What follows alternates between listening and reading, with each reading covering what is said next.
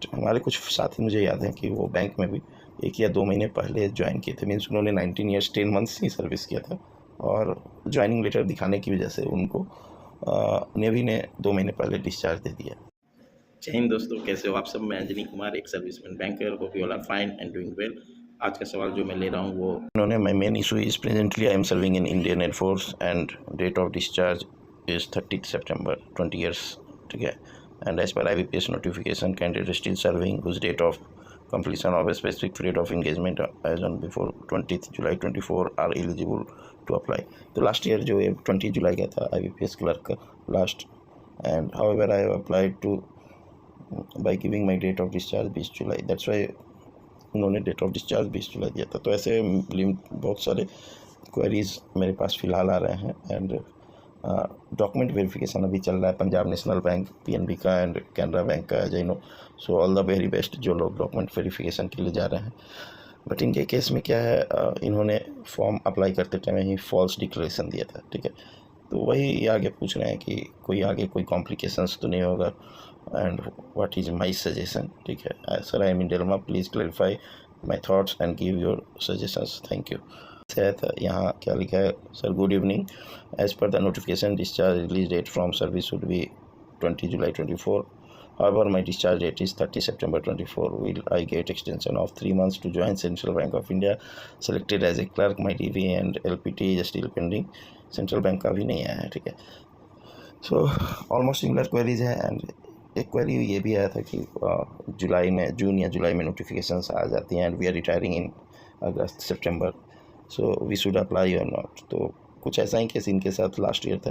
तो they have applied for, मैं ये नहीं बोलूँगा आप मत अप्लाई करो, ideally you should not apply, but फिर भी होता है कि यार I don't know first attempt में क्लियर हो ना हो, तो आप प्रैक्टिस के लिए अप्लाई कर सकते हो। And I will not suggest anyone to go for document verification in such case. ऐसे केस में आप DV के लिए ना जाए, it will be a false declaration and in future आपको हालांकि वो DV के समय ही आपको चेकआउट कर देंगे कि आपने गलत फॉर्म भरा है करके।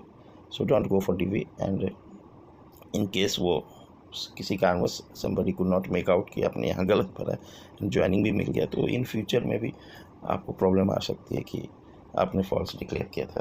तो दिस इज़ द केस। पहले क्या होता था, एज आई रिमेंबर, हमारे कुछ साथी नेवी में तो था, एयरफोर्स वाले अब नहीं दे रहे हैं, ये कंफर्म किया। आर्मी वाले का मुझे नहीं मालूम what is the scenario, army वाले कमेंट करके बताना। जैसे में हमारा 20 ईयर्स का बॉन्ड था, तो 19 ईयर्स के बाद NOC मिल जा रहा है। तो NOC अभी भी उन्होंने लिखा था कि NOC मिल गया, बट वो छोड़ते हैं 20 कंप्लीट करने के बाद ही।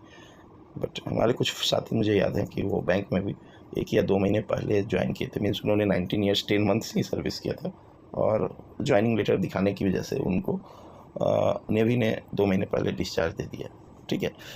बैंक में भी था, प्लस कुछ इवन कुछ प्राइवेट जॉब्स के लिए भी मैंने देखा था कि ज्वाइनिंग लेटर है और एक पर्टिकुलर डेट दिया है ज्वाइन का, तो उससे पहले उनको रिलीज़ फॉर्मेलिटी वगैरह करके और न्यू जॉब के लिए छोड़ दिया गया था।